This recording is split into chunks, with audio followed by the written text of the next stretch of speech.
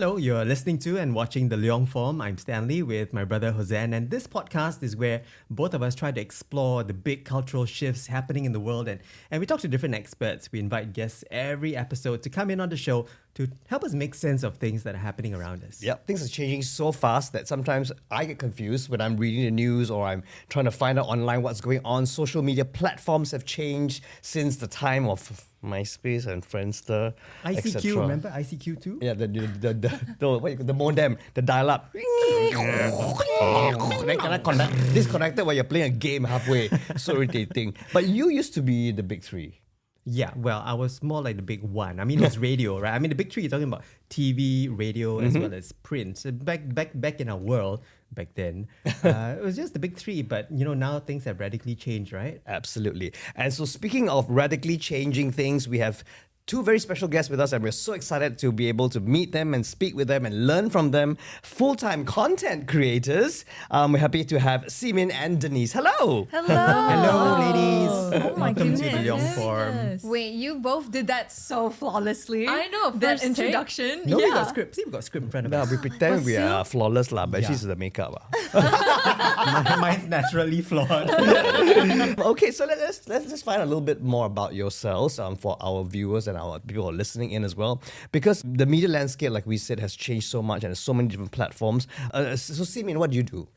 Wow. Yeah. Wow. Yes. Wow, what does she What not did you do? not do? Yeah. I do a lot of things. It's called but- Miss Pao Ke Liao. Exactly, right? In this landscape, you need to be pao ka liao. But first and foremost, I am still a Jagua tattoo artist.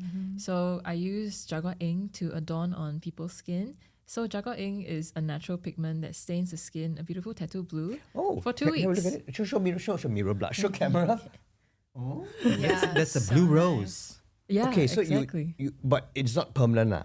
It's not permanent, so Okay. it stains for 2 weeks. Okay. And this is real tattoo. This is Jagua. Actually, it looks about the same, right? The Yeah, colour and everything. right? It does. Yeah. And it's not painful. It's not painful at all because it feels like henna. Okay. Yeah. So this is what I have been doing for the Okay. past 9 years. Oh, And as a then- job. Yeah, it's been 9 years. Oh, my goodness. Since I was in university. Wow. Next Okay. year's a big year then for you. I know. Yeah. Celebrate. Oh yeah, Yeah. exactly. Okay. Yeah, but only during COVID, I started to slowly pivot into doing more content. Yeah, and from last year onwards, I started to go all in on YouTube. Ah. Okay. Yeah. So All on right. YouTube, I create content that is a lot more like reflective pieces, done in a very cinematic way. So it's like a cinematic short film. Very Yeah. cinematic. Bolded and underlined. Very cinematic. Yeah. But all my boyfriend's work, essentially. Yeah, but the reflections and really my contemplations about life Okay. goes into there. So it's on YouTube. Yes. Okay. And so it's kind of like a don't say karaoke video lah, but like you walk around Singapore, you talk and you reflect. Is it? Yeah, I guess. Sometimes Okay. I walk around Singapore. Yeah. In the car. In the car. On a what, random hill. Right. Oh yeah. Yeah. Sometimes I just like film it at home. Yeah, but we're trying to really romanticize and beautify life. Oh, that's wonderful. Yeah. But it sounds like quite a radical shift from, just Jagua, art and painting and tattoos to now cinematography, almost Yes. short form, short versions of it. Yeah. How do you actually transcend that medium, if you like, from ink to To film, yeah, internet? yeah. Wow, you did that. Okay, a moment for that. Yeah, that's a very good question. When I was doing Jagua tattoos on people, I realized what was something that I wanted to do because I wanted to earn pocket money to pay off my university loan. Okay. It transformed into an art form that allows me to connect with people super deeply. Because I co-create with the person that I'm drawing on for every single artwork. So not entirely like a traditional artist where, I just create from my own thoughts and my own like emotions and I put it out to the world and people buy it. But this time round, I create with the person that is about to receive it in mind. Right. Yeah. So in that process, I get to excavate like each human being really deeply in the small and big things that they go through and that they want to document into a tattoo design. Wow. Yeah. That's So beautiful. I know. that whole process was so healing to me. Okay. When I realized that that was what I was essentially doing. I was not just giving people tattoos. I was really journeying with people and making meaning out of the things that happen in their life. Right. And that was what made me realize in COVID, I think this cannot only happen one-on-one. I want more people to see this. I see. So that's hence, therefore, it became visual Yes. online. Yes. Wonderful. Oh, I love Yes. how you said it. Yeah. Yeah. I like how you said the word healing. It was healing for you. But can I take a step back and find out what were you trying to heal from? Oh, I think it was such a great time of my life that I did Jagua tattoos because it was in my 20s. I think people... Aren't you still in your 20s? No. Sorry to bring it up. It's the first All right, year. we'll probably edit that out. But anyway, okay. She's still in her 20s on the internet. Okay. Yeah, I just turned 30. Let's go. Okay. Oh, that's That's a great That number. is the new- Oh my Yeah, goodness. I actually love turning 30. Yeah, that was great. Still young But I didn't compared to love us. I didn't love it when I was 20s, in my 20s, you know? Yeah, No, and I but think yeah, in it's different. Once you it's a The mind first digit, switch. right? no, right? Changes, It's just a right? number. change. Yeah, exactly. Do you wanna maybe have a little before we go into the deep part of what are you trying to heal Yeah. from or in that process? Let's find out a little bit more about Denise as well. All right, before I say anything, I just thought it'd be fun to share. I actually met Smxne. Was it like 8 years ago? Yeah, I think so. About 8 years ago, because I inquired to get Jagua tattoo from her Yes. on Facebook. Yes. And this was when she was still doing these Jagua tattoos in like a Starbucks. Yes. So it's just like a Okay. random Okay. cafe. So we met at the cafe and she's like, okay, what do you want? And I was like, I want cats in space on my back. Yeah. And that was seriously how we met. I paid for that. Okay. I was like, I wouldn't say one of the first few customers, but I think I was one of the first that wasn't within the her social circle. And You were a cold call. yeah, I just saw it online. I was like, wow, this is so cool. My dad would not allow me to have a tattoo, real- yeah. especially at that time. But that was how it started, and then we kind of blossomed into this friendship until today, Exactly. which is crazy. 90% of my friends I met from doing Jagua on them. Well, there you go, right? I know. Yeah. Okay. Yeah. Yeah. So, but so Denise, then what do you do now? Yes. So Or hi. before. What did I do before? Too many. Before COVID, I was actually working in startups Okay. in Singapore and in New York City. I worked on 2 startups. The first one was in a career development program for youth. So really just helping young people in Singapore realize that there is so many more types of work and opportunities that exist aside from what we know in Singapore. So I think Right. especially in the creative and media industry, a few years back, if you were to tell people what they would want to do in media, all they would think of is, videographer, or just the high top line, radio, things like that. But actually in this industry, there are so many different types of jobs. And as we know now, jobs that are not even created yet, that we can create for ourselves. So I think my work there was really just to open people's minds, to show them that there's more than just what we know here in Singapore. And the second startup that I was helping to build was an online community for people who work in America. Because it's really hard for folks when they go into the working world to meet new people and to kind of take on that hat of just learning and being a student again. So think of it like CCA for like adults. Okay. So that's what I used to do In New York. in New York and in Okay. Singapore. Oh, in Singapore as yeah, well. So I Okay. would fly back and forth quite a Wow. fair bit. And when COVID hit, I came back to Singapore, and I think I just didn't want to travel back to the US at that time. It was not very safe. So I was thinking, okay, what should I do with all this time that I have now? So I kind of went back to my first love, which is video games. And I really wanted to meet more people as well. So I was like, okay, let's try live streaming. So the whole concept of live streaming was very foreign to me. It was actually introduced to me by my ex-boyfriend, or my boyfriend at that time, who wanted to be a streamer himself. And me trying to be the supportive girlfriend at that time, I was like, yeah, you should try it. I have no idea what that that means. So he did it for a year.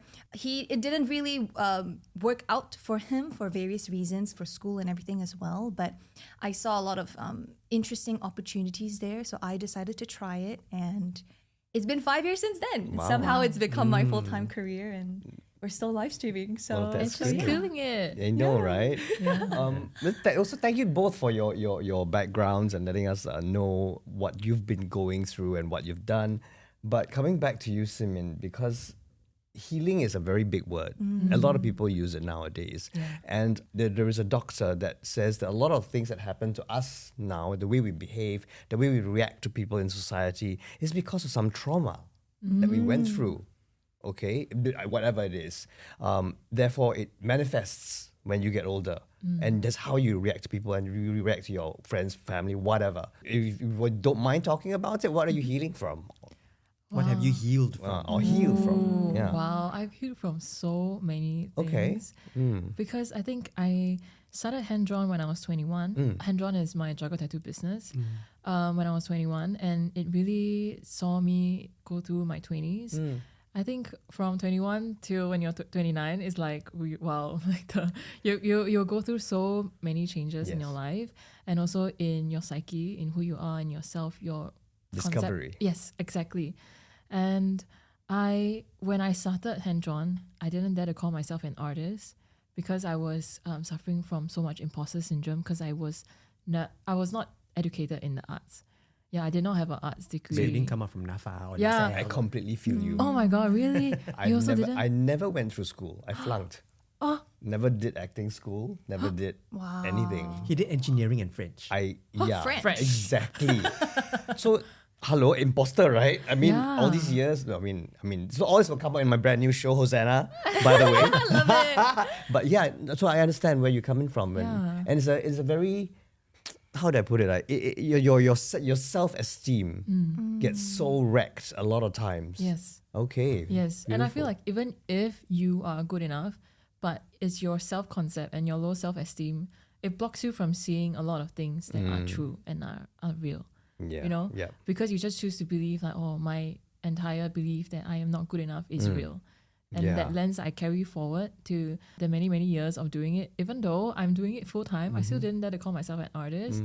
But that was also one thing that I worked through slowly. Yeah. Yes. Because I think after a few years, I'm just like, what am I doing? Why am I still denying this when this is literally everything that I'm doing?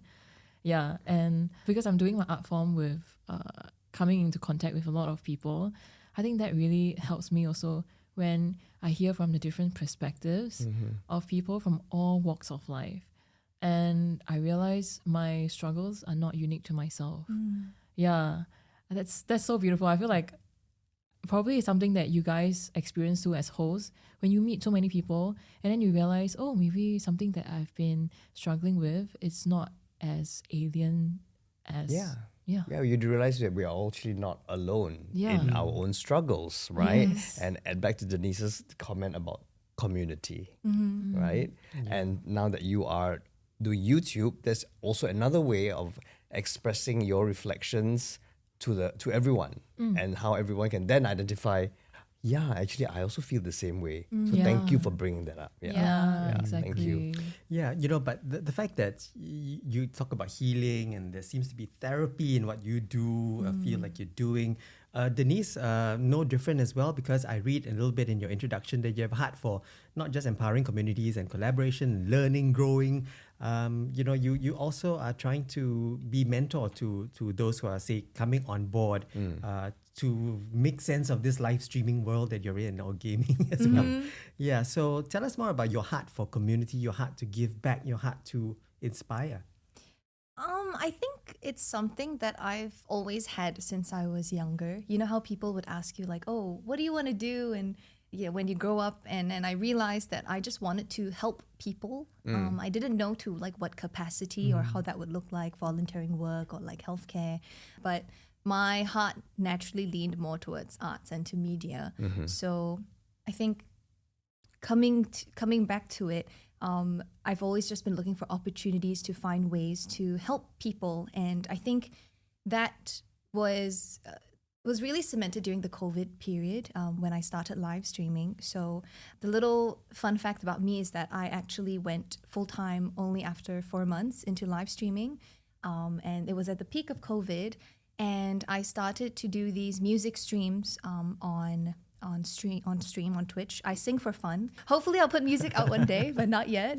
And people were just telling me how comforting and how healing it was. It was almost like they were having like an open bar in their homes, you know, like because they just missed that interaction with Of other course. people. Yeah, human and, connections. Yeah, and that was so important. And I think COVID really just reminded everyone of that significance. And you know, I think that just really opened that new door for me in how I viewed what live streaming meant, because a lot of people see that as just purely entertainment. And it's true, I play video games, you know, I make jokes and we do funny things. But at the same time, like it can also be used as a platform for good. And I remember during the COVID period, a lot of my younger viewers, they were just coming in telling me they were sad and they were like lonely. I mean, it was during COVID. Everyone was kind of like sad and lonely, right? But That's true. But then they were like, but I don't know what this is. And I was like, ooh, this is interesting. This is mental health. And I was like, then they were like, what is mental health? And I'm not in a place to judge whether you know mental health or not, right? Yeah. I mean, I learned it young also because I had trauma and I had to go for therapy. But that was not common, especially in Asia. Yes. So I actually It's a brought stigma. on... It is a stigma, yes. So I actually brought on a therapist that I knew onto my stream to just give like a really kind of like surface sharing of what mental health is and how they can take care of themselves. We preface this is not like professional therapy for you right now. It's definitely still under the genre of entertainment. But I think that was really the start of using my live streams as a way to educate and help people in that capacity, and we've just been doing more and more of that. There's just Well like we've done. Yeah, Well thank done, you. It's for our audiences now. A lot of people are going like, live stream, what is that? What does it mean? What is Twitch? What's TikTok? TikTok, I don't know, my daughter does it all the time, but I don't want to go on dance and all that. So maybe, because I have TikTok, I don't do the dancing because Neither do we. I can't twerk very well. But so what does it mean by live streaming? Yeah. So I like to classify live streaming as in two ways. One is the Eastern approach, which is live stream selling. So I think in Singapore you see a lot of that, right? Yes. Like, this thing is going at this discount. A lot of people do it, especially in Singapore now. TikTok Live, TikTok Shop highly pushes that out. It follows the Chinese culture. Oh, okay. The one that they just... Yes, which is incredibly impressive, right? Like insane. Like I don't know how people do that.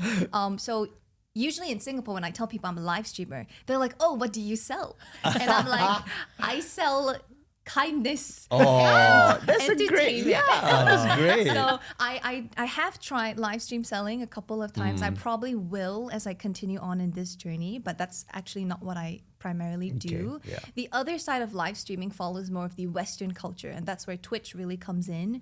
So it's more American style of live streaming. I think it's kind of like lifestyle live streaming in a sense where we can do anything. Whether it's playing a specific video game, whether it's streaming outdoors of yourself on a holiday in Japan. And the community there is quite different because they will watch through the entire stream with you regardless of how long you go for. Live. Wow. So they don't have work, they don't have school. Well, some streamers do balance, maybe they stream only in the nights after work. Some of us, we do it full time. So for myself, I stream 3 times a week, which is already considered quite little for a full-time live streamer. Is it a fixed time or? Yeah, okay, I stream so at a people fixed know. time and on fixed dates. So Tuesdays, Thursdays, and Sundays. And my streams go for as short as 3 hours, and it can go for as long as like 10 hours. Ooh, 10 hours. Yeah, we've done special streams where they go on for 41 hours straight. So that's kind of mind blown. and the things we do on these live streams are quite different. We're not trying to sell something, which is kind of what the purpose is for live stream selling. The intention is more to really build communities, whether that's building a community in a certain type of game, if all of you enjoy a certain game genre together and you discuss, how do we defeat this boss, or like how do we find all of the Easter eggs in this game? That's a community. For myself, my community is more centered around, like I mentioned, trying to just be kind to people and make people smile. Maybe they've had a long day at work or school, and they can come onto stream and they know that they're going to have a nice, happy time and just meet other people. And you can interact with them. Yes. So okay. I'm mainly the one speaking on camera, and everyone can just type in the chat box, Right. and I respond to each of the messages. I see. So it's like literally like on camera, like just talk like that. Yes. So you're not doing like cooking or. Oh, I could cook. I So have you're done. just doing things and then. Yeah, Oh, I see. could be okay. doing I could do I see. anything, honestly. Okay. Yeah. So that's quite interesting. Yeah. But we mentioned Twitch, so the only Twitch I know is that kind of Twitch. So what is Twitch, and what's the difference between that and YouTube? So Twitch is a platform. I'm not sure of all the facts, but Twitch is a platform that was made primarily for the purpose of gamers to find other people who enjoy the same game. Oh, So okay. Twitch started as a gaming streaming platform. Right. So for example, if I enjoy game A and there are many other people who play that same game, when I live stream it, those viewers will want to watch me play it. Maybe because I have a different strategy to the game, or maybe because they just want to see how someone else reacts to the storyline, things like that. Oh, this is the one that Joshua Simon and Joachim always play, and then they. Joachim is on it, yes. Then they film. Yeah. And then Street Fighter, is it? Yeah, there are the Street Then I'm like, Fighter. why there's am I different watching games. y'all play games and then You rather play yourself, is it? yes, then Yes. I should get onto Twitch then. Yeah. Oh, so that's what they do. Yes, so that's Twitch. So it primarily Okay. started as a gaming platform. Okay. Or mainly the content that was on it was for gaming, Right. but it slowly branched out. I think with the help of COVID, more into lifestyle, a lot more into music. So there's actually a lot of really popular musicians on Twitch, like T-Pain. Yeah, T-Pain streams on Twitch like Wow. casually. Yeah, and I've met various higher profile celebrities through Twitch because of how interconnected the community is there. Okay. Yeah. And YouTube has live as well. It does. It Yes. does. So do you do it live? I don't though. I feel like I'm so scared of doing it live. You got a mentor beside you. Yeah. You're both together lah.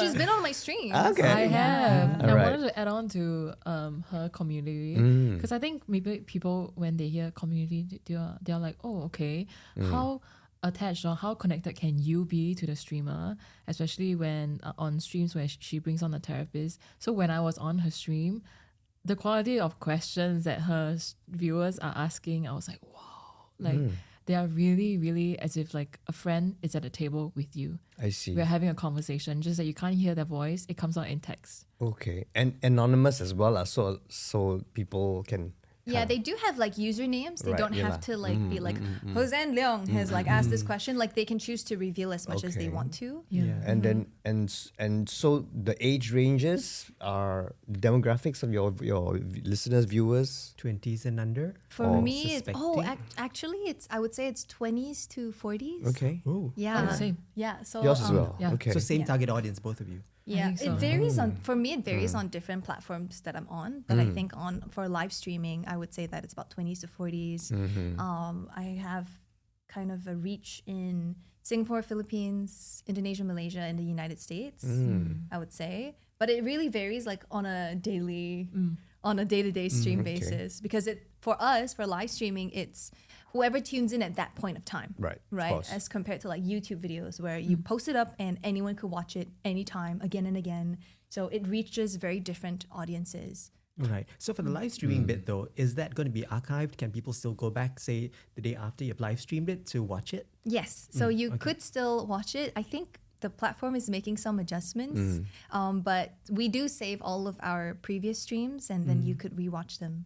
Okay. Back to YouTube, because I think when I first started trying to get into the social media landscape, suddenly YouTube exploded.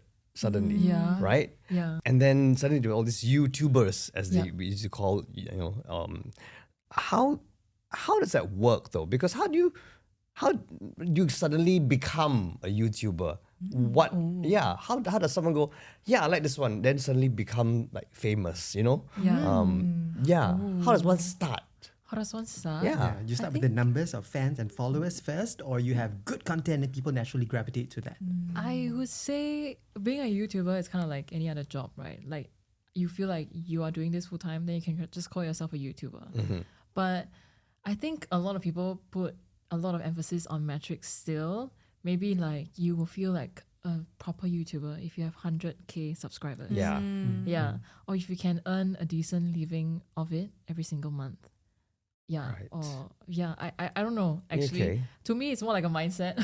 Yeah. I guess, yeah. Yeah. Because there's like the IG, for example, as well. Because I'm quite active on IG because I don't know. I like I said, I haven't tried Twitch and YouTube. For me, at the moment, when I first started it, I didn't know how to get into it. I started putting like content up. I thought, who's interested in all these kind of things, So yeah, because I didn't know where to start. There's no handbook, no guidebook, Yeah, right? exactly. For all of us. Yeah. Hence the question: how did it explode into this sudden phenomenon, right? And then after that, monetizing it. Yeah. So perhaps we not going into the finance bit, but how does one monetize these things? Ooh, I think for YouTube it's a bit more special as compared to other platforms It is. because it is the leading platform for monetizing creators, Yep. not from the viewers directly, but from advertisers that are paying for the ad roles. Oh, okay. Yeah, so essentially it creates a very healthy relationship between the creator and the audience because the audience always gets to watch for free. Ah, yes, that's true. Yeah. So, And then the advertisers, they don't come to you, right? They just No. YouTube just plonks them in. Yeah, correct. So it really depends on how much YouTube and Google they're selling the ads. So like for example, during peak periods like Black Friday periods, there will be higher CPR. Yeah, the rates, cost right? per cost per like 1,000 Exposure. 1,000 views. Okay. Yeah. Google, are you listening? Help.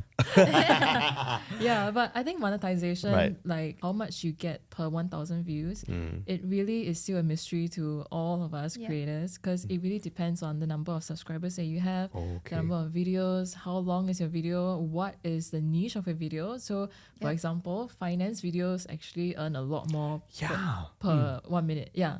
We should do more finance topics. I know. No, yeah, because know. we were supposed to speak to it anyway. We'll go and Yeah, talk okay. about that. Actually, yeah. But 'cause- no, because it's true, and then when it goes into like a lot of viewers there, Yeah. the Yes. financial Everybody wants to make money, what?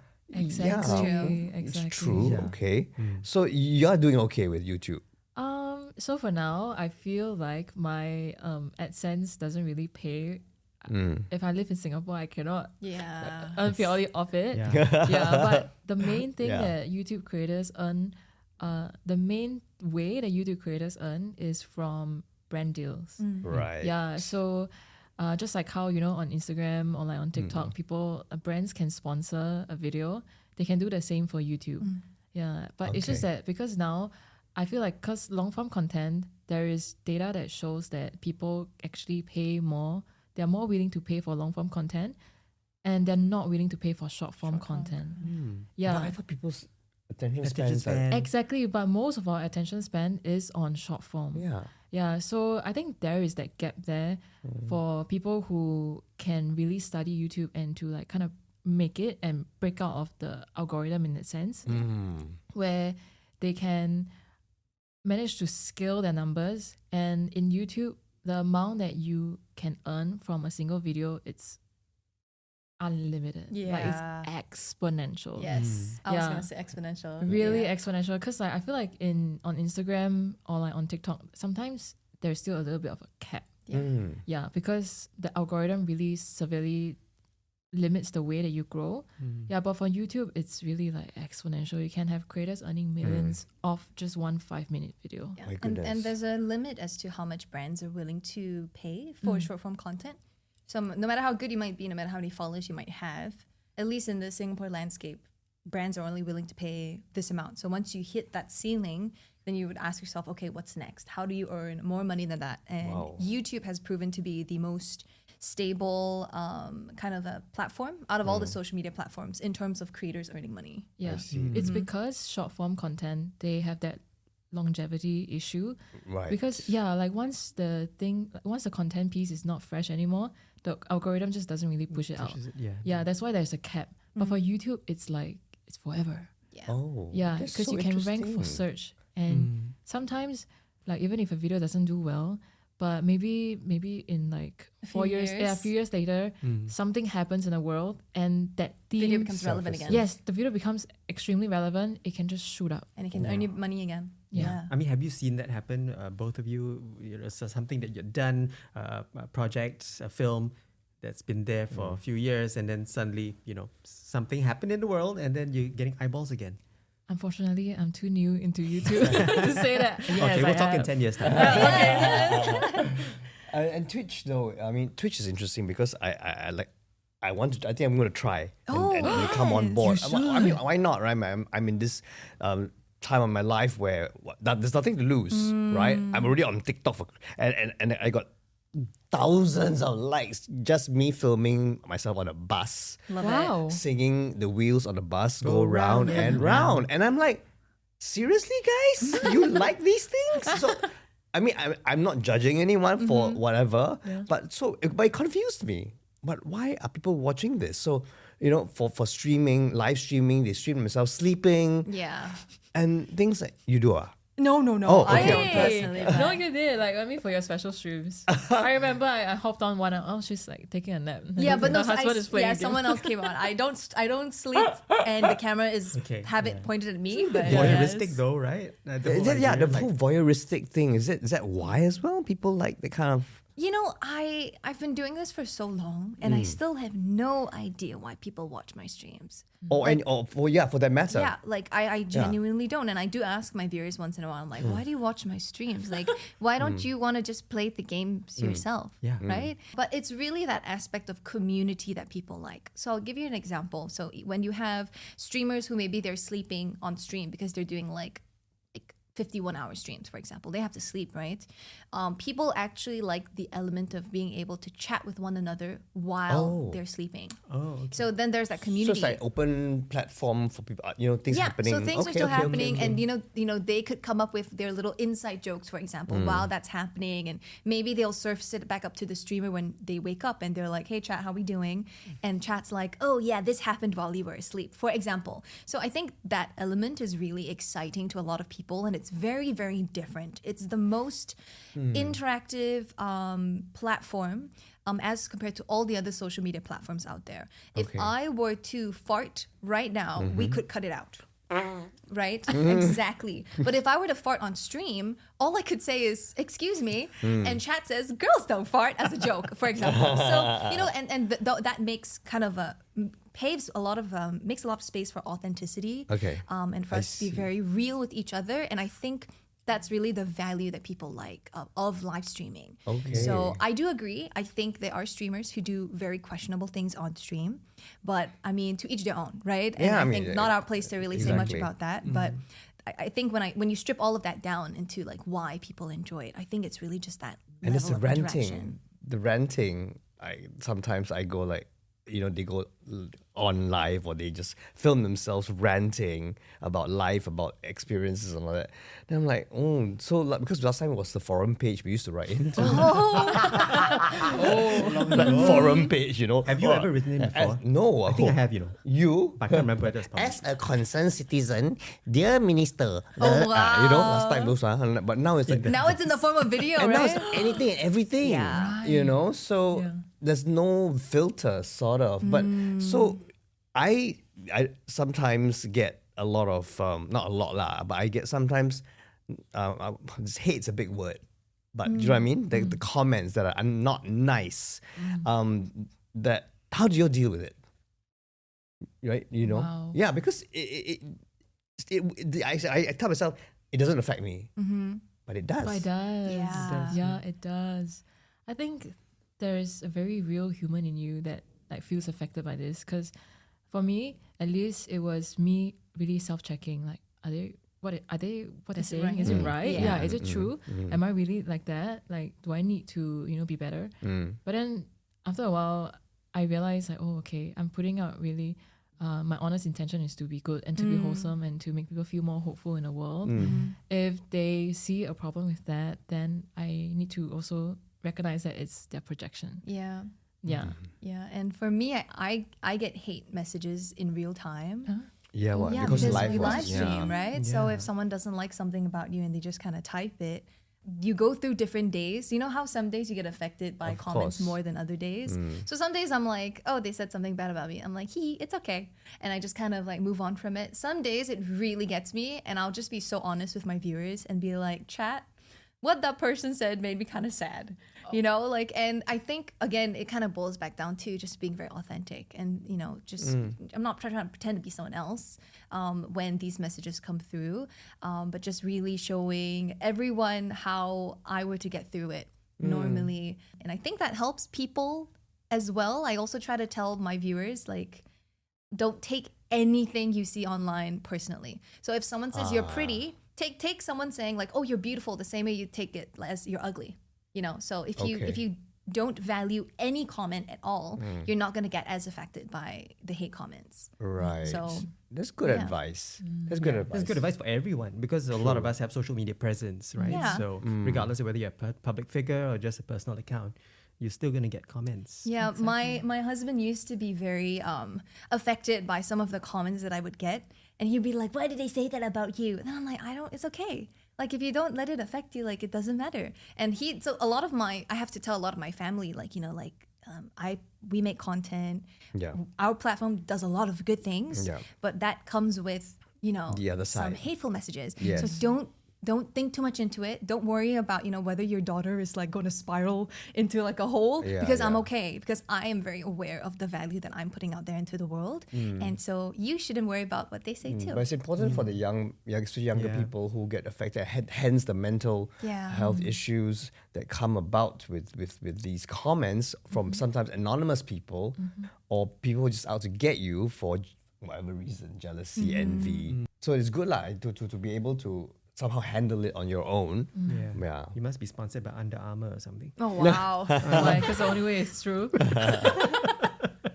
But you know, it sounds all fine and dandy. You know, the public personas that you both have online, Sumit as well as Denise. But what are some misconceptions about the job? You know, perhaps some people think, oh, it's just so little preparation needed. Perhaps it's just going online, playing games, or just thinking up a storyline and going out and doing a shoot kind of thing. But I'm sure there's so much more that goes into the projects that you both work on.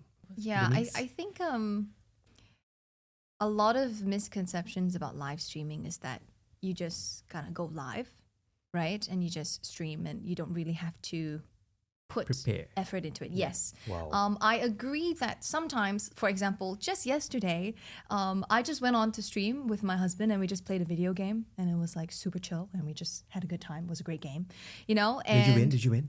Oh, it's like I wish it was a Oh, it's winning a game. Yeah, but team we game. played. It's a team game. Ah, okay. Yeah, but if it was 1v1, I would definitely win. I agree. Keep it team tag team. Yes. But yeah, so sometimes we do streams where it's true, it doesn't require that much preparation to it. But I think if you want to make it into a career, if you want it to be like a sustainable kind of like job, then there's so much effort that goes on behind it. And I think beyond effort is discipline, right? I think all of us can resonate like with the fact that if you're not disciplined, I think it's not possible for you to make it through in this particular industry because there are so many people, there are honestly so many streamers, so many YouTubers, so many content creators. And if you are just simply not disciplined, it's easy for you to kind of just fade into the abyss. Yeah. So I think that's one big misconception that I think people think that maybe live streaming is like the easiest type of content because you kind of just go live and you just start talking. Yeah. It is easy, right? But I think if you want to do it for a long time, then you really have to keep. It also building depends up on your it. personalities, though. I think so. Right? Yeah. And creating videos is a different ballgame altogether because you don't just walk or talk out of, you have to Thin air. storyboard something. Yes. Yeah. Oh my gosh. And the degree that I do the storyboarding is like Crazy. it's a full-on production. Exactly. So Yeah. it's completely different from live streaming in that sense because, for those of us who do video work, storyboarding, coming up with concepts, coming up with camera shots and all that. It is not easy. It is not easy. So, would you get training for all that? Ooh, actually, yes, low key, but also not really. I interned at a production house when I was taking leave of absence from uni, just for a bit. I think for 3 months. So that's a little training that I had. But everything else, I feel like I learned on the job. But also, I'm very privileged to have my boyfriend, who is a professional cinematographer. Oh. Yeah, so whatever that he does, I just observe and I learn. Yeah, so I actually learn a lot from him, even if I'm not really like, can you teach me how to use camera? Yeah, I just learn a lot from observing his work etiquette, the way that he works and how he produces everything. Because he works on big sets, right? So communication is something that needs to be priority. Yeah, so each department needs to know how to communicate with another department. And I think that's also why we can work so well together, because we understand that. And then we, as creatives, I think the hardest thing is to lay out what you're exactly thinking and envisioning in your head and making another person understand. Yeah, Absolutely. So because he films you, Yes, right? yes. So as you're the creative, you need to download all this vision Yes. to him, so there's no misunderstanding during the shoot. Yes. Okay. Yes. Yes. Got Have it. there been Those moments. those moments where What are you no, talking this is not the idea. No, I'm the professional cameraman. Like that. All the time. But thankfully, I am not one for. I'm not like a control freak, so I usually just let him have his way, because I do also acknowledge the fact that he's so much more experienced than me in certain aspect. But like when it comes to things that determines or like affects my personal branding per se, or how I want myself to be perceived as a brand online, that I have more say. Yeah. Okay. Yeah, but we are very logical people. We'll just talk it out.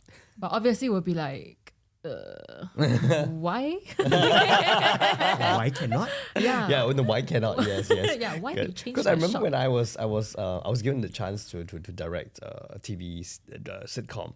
I never directed TV before, you know. So and I don't know how to do storyboard. I'm coming from an actor's point of view, right? But I know what I want to, in my head. Yeah. So what do I sketch?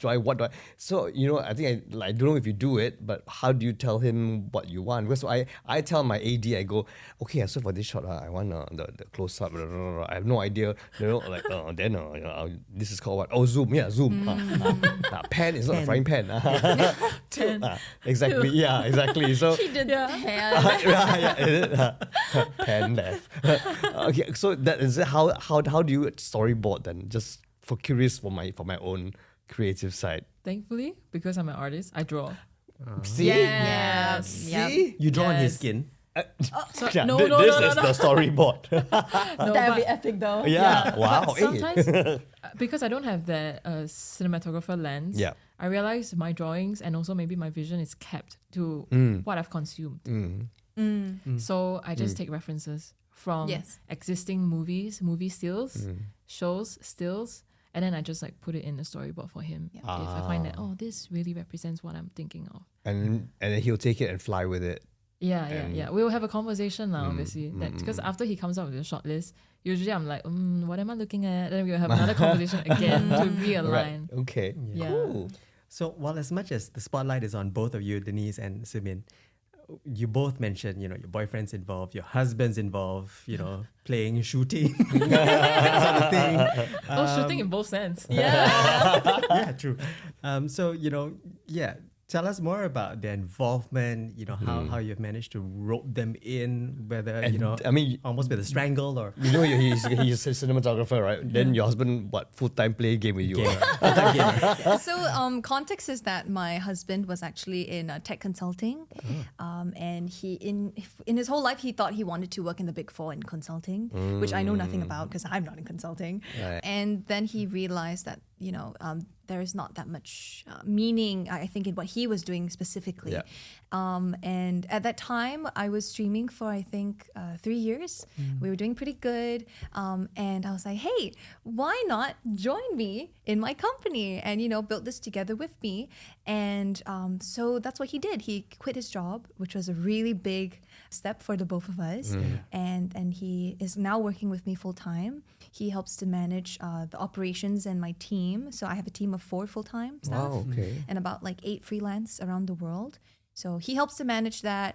He's also kind of like really that creative mind. I think if you meet my husband Tim, you might think, oh, he's like really shy and like introverted. He's so funny. But Tim is just so funny. He's such a hilarious person. He's so creative, and he told me, in order to get one good idea, you need to let me say 9 really bad ideas first. Okay. And I'm like, Fair okay, enough. so I have to like tolerate 9 really bad ideas. But no, he's really great. So he helps a lot with, I think, coming up with the concepts as well. And I think because I am quite business focused actually, so he helps me to figure out how can we grow the business so that it's more sustainable in the long run. That's amazing. Yeah, so this is his second year. Wow, well with done. us. I know. I hope you got a bonus.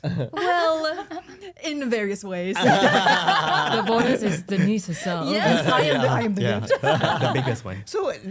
So we're talking about business now. So because it's so interesting to find out, because back in the day, right, everyone was called an influencer. Oh, we still are. Yeah, but then that word kind of seems to have dropped out a little bit. Maybe it's because of the flu, creator. right?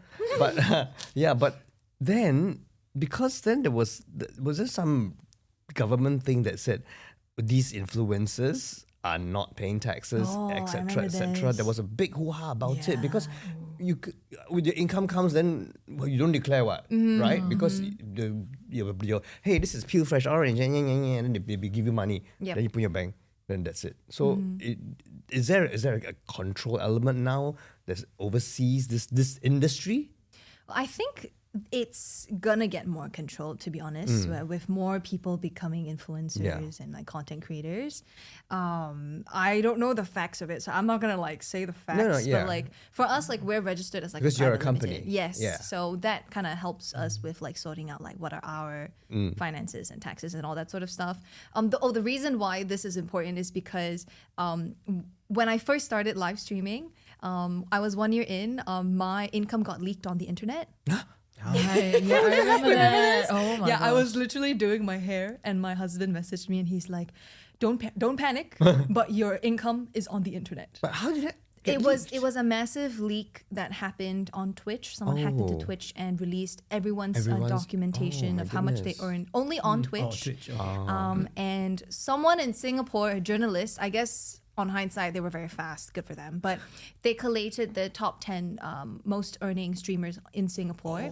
And so I was one of the names on the list. And I remember when that came out, all the comments were saying, tax them, Iris, what you doing? So this was that article at that time. Yeah, there was this big article. Yeah. And I was getting messages from the other streamers on that list being like, hey, do you do taxes and all that sort of stuff? The good thing is I do. Yay! I've always done my taxes. Well done. Yeah, but I think that was just such an eye-opening moment. Yes. Not saying that everyone should worry about having their income leaked on the internet, but I think to do the right thing. Yeah, do the right thing. Yeah, exactly. So that's for me. Sorry, that's like a random little story, but no, but that it's was very weird. important because I was very curious because a lot of my crew, the people I work with, are all freelancers. Yeah. And they've no company. They've so The gigging, right? The gig, Yeah. the What do you call it? freelance. We learned that term fractional. Is it? Fractional this, fractional that. For who? From our previous guest, James, of Kenneth course. Koh. Yes. Fractional. So a lot of people don't realize that if you freelance, you still have to declare your income, and you can also claim expenses, which a lot of people don't know. Oh, you can. There you go. Yeah, exactly. So you're a freelancer, right? Yeah, for 9 years. So you don't have a company, right? I do. I have a sole proprietor. Oh, so exactly. Yeah, self-proprietorship. Yeah. So all your bills and receipts that pertain to your business, you can write off as expenses. So for those of you out there who are gigging, and now you too. For example, actors, you have to do your hair, you have to buy clothes, you have to watch a movie for research. You can claim. Oh, you can claim because it's part of your job. Oh. Yeah, I mean, of course, you don't go like, I need to buy a Ferrari because within reason, 100%. Yeah, no, of course within reason. I'm IR, the tax department is probably watching this, but it's true because this pertains to your job and it helps you improve your job and then the economy in the long run. So keep all your bills and receipts and all that, please. Yeah, I think just it's just important for like us to like know the Yeah. basics of like Exactly. how taxes work. Yeah. It's just good knowledge to have. Yeah, anyway. and now that, sorry, but y'all are going to be adulting very soon. So, you know, Already? trust me, that's scary, but you have to do. No choice, right? Yes. All right, so that's one for taxes. You can pay Hosean later for the Yeah, free advice for everyone there, thanks. All right. So, but let's come back to the Yeah. here and now and looking a little bit further ahead as to some of the projects that you're currently working on. Yeah. Maybe plans to, I don't know, play a new game with your World husband domination. online. I have no Wow. idea. Or the next shoot Yeah. campaign that you might be working on. Give us a little bit of a glimpse into your respective worlds. Ooh, actually, I am doing a new series. Yeah, I don't know. I don't have a good name for it yet. Maybe you guys can help me. Sure. So basically, I am bringing my Jagua tattoo appointments to YouTube. Yep, so smart. But because Oh. I'm picking my guests, it's kind of like a podcast. Okay. Yeah. So smart. Thank I you. love it. I married the two. And that's amazing because the stories are human and they're real and there's connection. Yes. And so as you are doing it, you have this conversation, Yes. you know, and I think it's really a great idea. Oh, thank you. It's so going to be good. therapy for that person And the yourself viewers. and the Viewer, viewers. yeah. I'm calling it. I've said this before to her personally, You but wanna be she's the gonna first be. one? Oh, I'm already gonna be a guest. Yes. But she's definitely gonna be a big YouTuber. Like if she keeps going, like I've told her this many times. Like she's gonna make it so far because she's so Okay, I'm good. second guess. I'm second one. I'm second. Yeah, I want to do. okay. I want to do. Clip this when No, but it's. Yeah, clip Oh, that's so wonderful to hear. I'm so happy for you. So exciting. Yeah. you can be my guest too. Yeah, I know. I would love to. I'd love that'd to. be so But, you know, fun. and because during COVID, it was such a difficult time, and therefore the community, as you say, Denise, had to be, created. But the human touch, Yeah. in your case, but in your case, it's live stream. Mm-hmm. Something's lost, right? Electronically or whatever you call it, For sure. over the bandwidth. How does one then rectify that or deal with that in a sense? I don't know if it's really lost though, because like Denise was saying earlier, the conversations that you have within that community, I mean, words mean a lot too. Yeah. What's the question? Yeah. I got lost. You know, Sorry. that physical, Because physical the touch, physical, the like this, touch for might be example, lost. Yeah. you see each other's In person. faces. Even you might be strangers. We were at the beginning, but now it's like, what's your I DM you later. That yeah, kind. yeah. On live stream, does that happen? Do you all become friends in real life after that, meet up and stuff like that? Yes, I think I have made friends with some of my viewers online. I would say that it happened more at the start, Right. before I started doing this more full time.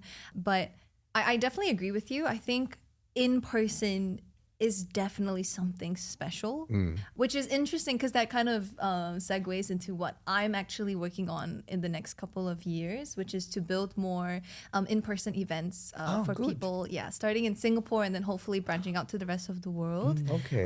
Because I love hosting events, and I've ran several programs, whether it's for streaming, for streamers and mentorship, whether it's for just for fun, like just hosting big events. I actually just did an event with a hotel recently where I brought like 30 content creators together, simply just to learn from one another. And that's something that isn't, I think, done enough. In Singapore specifically, just bringing people together to collaborate and to share their knowledge. Simin was actually one of the workshop leaders. Oh, good. Yeah, so that's what I want to do more. And I think live streaming will always be an assistant to that. So Right. whether it's hosting events and then streaming it for the greater Yes. people to see. I actually live streamed my wedding. So that it would be able, so that people from around the world would be able to kind of celebrate it together with us. Okay. So I see streaming more as kind of like an assistance, like a guide, rather than something that's like hindering like a true interaction. Given that you are such a big live streamer, is there anything that's ever a private moment? Ooh. Yes, I think I have that boundary. I would say that I chose to keep some moments public. So for example, when my husband was courting me, I think we agreed that we wanted that to be a process that the viewers could join us in, because I think especially in live streaming, it's a little bit glorified to be like a single attractive woman. Like you could get more viewers if you're single and, you know, all that sort of stuff. Yes. But I didn't want to take that route. So even though that kind of might hinder me in terms of how big I am as a streamer, I rather prefer my husband to be on this journey together with me. And I told him like, hey, I want you to be on my streams, but you need to earn the respect of the viewers yourself. And so that's pressure. Yeah, no, but it's true. And Scary to get married. yeah. I know. No, but he did, and he earned it. Like, and everyone Fantastic. loves him now. Like when I stream, they're like, "Where's Tim?" Like we want Tim. Okay. It's so funny. I loved him. So We should all go out for coffee. yes, we should. 100%. Yeah. So I and you know, so we chose to keep that relationship, that process, I think, public. Also knowing that we were gonna smart. go end game. Yeah. But I think there are lots of family moments that I do keep private, that I don't necessarily share, or I share it maybe like months from now. And I think the important thing is just communicating it with my viewers and just letting them know. Like some viewers come into chat and they're like, "Hey, where do you live? Like, what's your Yeah. like, you know?" And I always just remind them like, you wouldn't want a random person to ask you that, Absolutely. right? So Yeah. if you wouldn't want Yeah. that, I wouldn't want Because that. this is what I think both of us, we are, you know, different kinds of media, but you keep your family on a separate platform. At one point of time, because I was on Facebook a lot, I would no unfiltered thoughts lah, no read something upset lah, then rant lah, and then of course then people started saying, or my friends were saying, you shouldn't, because then. You know, I said, but then that's the real me, what? You know, I'm upset about an issue. Why can't I say it? So I'm a bit confused now. So can I not be myself on social media? Do you know what I'm saying? Yeah. Yeah. Then who am I? I'm being authentic by saying, I disagree with you. I write this down. Pia, it's out there now. Can't take back already. Then I get in trouble. Then media calls me and say, "Oh, Jose Leong says that." And I'm like, "Wow, slow news day, y'all." Yeah. You know what I mean? So Yeah. the private and the public life, Yeah. sometimes the lines get blurred for It us. does. 100%. So, Yeah. especially I think also because you guys lived through when social media was not a job. Yeah. It was a form of expression and keeping Yes. connection with your friends.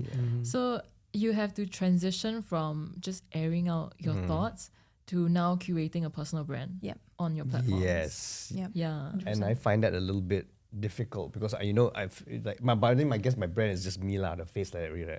Cannot help the brand really. You are the brand though. You Yeah, are the it's brand. true. Yeah. I'm But that personal tall. branding, I mean, that's a very Yeah. good topic to discuss another Yeah, time. why not? Personal branding. How do you go about branding yourself? Exactly. Right, apart from your hair color. We could go on for 3 hours. Yeah, we could.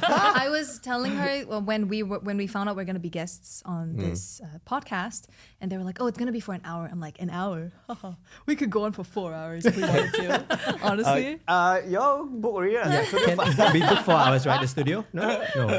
No, but I think we're gonna have to wrap it up soon. And because we didn't book for 4 hours. oh no. So for any final thoughts before we wrap it up, for especially people who want to come into this business, into the job, and the career that when I wanted to be an actor, people go, actor, my mother, your mother. Say, What kind of living is that? That kind of thing. And then of course the whole the things that come with the word into influencer and content creator as well. The whatever connotations that people have and misconceptions. Any thoughts on that? I do. I feel like Me too.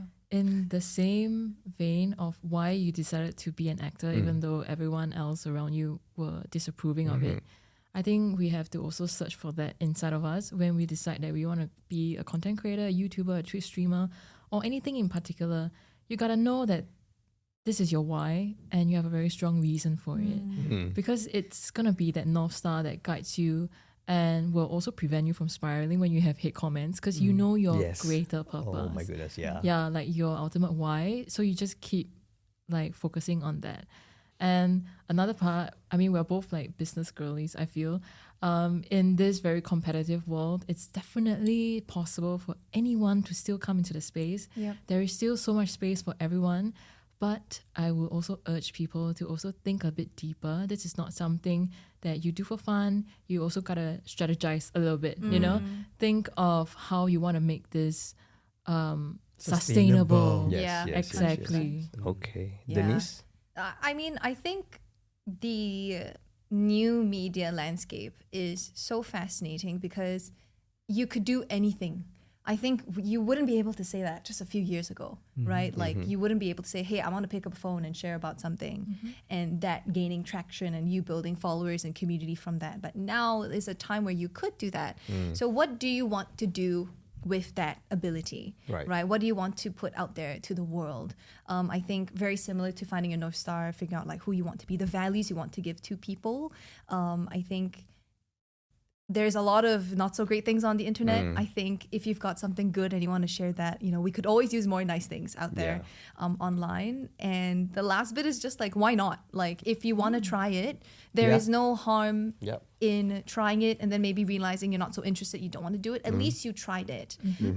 And it will be helpful in anything that you do. I've seen how social media is now almost like a new currency in how we work and in how we engage with people.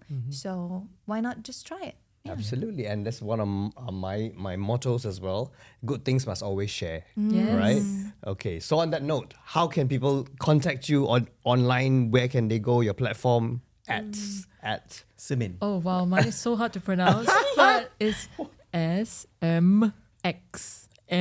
Yeah, maybe you want to think about changing it, man. I know. But SMXNE. Yes. yes, Okay. you can find me And on TikTok, Instagram, and YouTube. The same username. We'll check that out and follow, subscribe, etc., etc. And then Yes. for you, Denise. And I am Supercatkei, Supercatkei, on TikTok, YouTube, and Twitch. Unfortunately, I couldn't get the name on Instagram, which I'm pretty sad. So really? Instagram is just my full name, Denise Teo Jiati. Chinese name all. Yeah, but you can also type Supercatkei. I'm sure it would come Yeah, up I'm sure too. it'll come up. I just Okay. didn't get this. I didn't manage to snag the username. But yeah, Damn, that's Fabulous. me. Yeah. Just some random person from Japan. Oh, I've messaged them like, please, but they don't reply. Release it, release I it. know. Okay. Okay, well, I think it's been really Yeah. insightful, hearing the lives of both of you, Denise and Simin. And I think, you preach happiness and you preach healing. I think it couldn't go much worse than that on because the internet. I mean, both of us are really excited. I was a bit apprehensive because I didn't know what it was all about. It was new media for me. But now that I know, stand by ho. Yeah, join The us. world is New your fan oyster. Yeah, assemble adventures. Anyway, thank you so much for tuning in to the Leong Form. We'll see you in the next episode where we delve deeper into more very interesting issues with Stanley. With Hosean. I Bye. forgot my name. The Leong Form podcast is brought to you by Double Confirm Productions. That's right, and you can stream and subscribe as well as scream all about it off our show on all major podcast platforms. You're talking about Spotify and Apple. And we're also on YouTube, so don't forget to like the YouTube channel as well as subscribe to it. Make your comments there, leave everything, ask questions and all that. And we will also update you on the brand new episodes that will come along.